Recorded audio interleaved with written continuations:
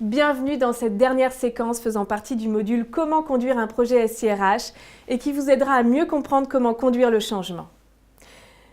La réussite d'un projet SIRH repose sur la capacité à faire partager la vision de l'organisation cible et les nouveaux processus à un maximum d'acteurs afin d'obtenir leur implication. Il s'agira notamment de gérer les inquiétudes et d'instaurer l'adhésion au plus tôt. Quels sont les facteurs clés de succès à mettre en place pour une adhésion réussie? Tout d'abord, la définition d'une vision d'entreprise fixant l'objectif du changement dans les grandes lignes et les moyens à mettre en œuvre est primordiale pour s'assurer que le projet est compris par tous. Ensuite, l'implication des parties prenantes est clé. Plus tôt vous impliquez les collaborateurs, mieux c'est. Vous pouvez par exemple valider avec eux les enjeux définis dans la cible et les principaux axes d'amélioration associés. Cela permettra de les impliquer dès le début dans une dynamique de changement. En effet, l'information et la communication auprès des futurs utilisateurs permettent de favoriser la compréhension, l'adhésion, la participation et l'implication de tous et donc les changements à venir.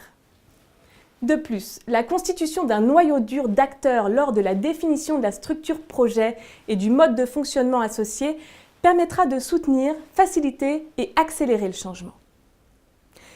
Il est également important de porter une attention particulière à l'évaluation des impacts des nouveaux processus, notamment sur la concrétisation des gains, la faisabilité, les apports de l'outil et les mesures d'accompagnement à prévoir.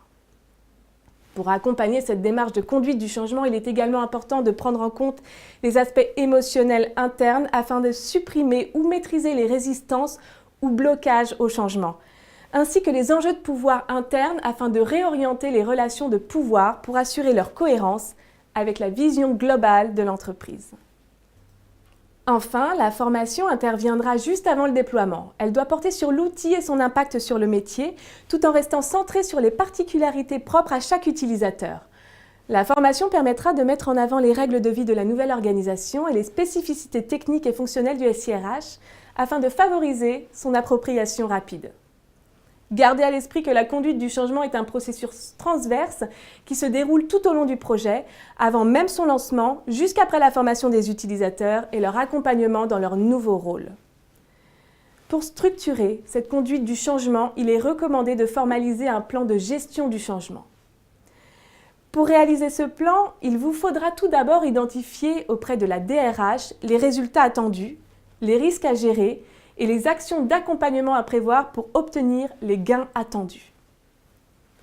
Une fois les actions définies, vous pourrez alors les positionner dans le temps et définir l'équipe qui va contribuer à suivre la conduite du changement et les compétences requises autour de chaque action. Enfin, vous devrez définir les indicateurs de suivi de résultats et de risques. Les actions de communication répondent à différents enjeux et c'est en fonction de ces enjeux que vous définirez les dispositifs à mettre en œuvre. En premier lieu, faire connaître aux utilisateurs le pourquoi du projet SIRH et la nécessité du changement. Également les informer sur le déroulement du changement. Cela permet aussi de populariser en interne les objectifs du projet en sensibilisant les utilisateurs sur ce qui globalement va changer pour eux, plutôt les aspects positifs. Et enfin, rassurer sur le bien fondé du changement et de sa gestion. Pour conclure, la gestion du changement est un processus permanent à anticiper le plus possible, particulièrement quand le nouveau SIRH va induire de profondes modifications d'organisation et ou de responsabilité.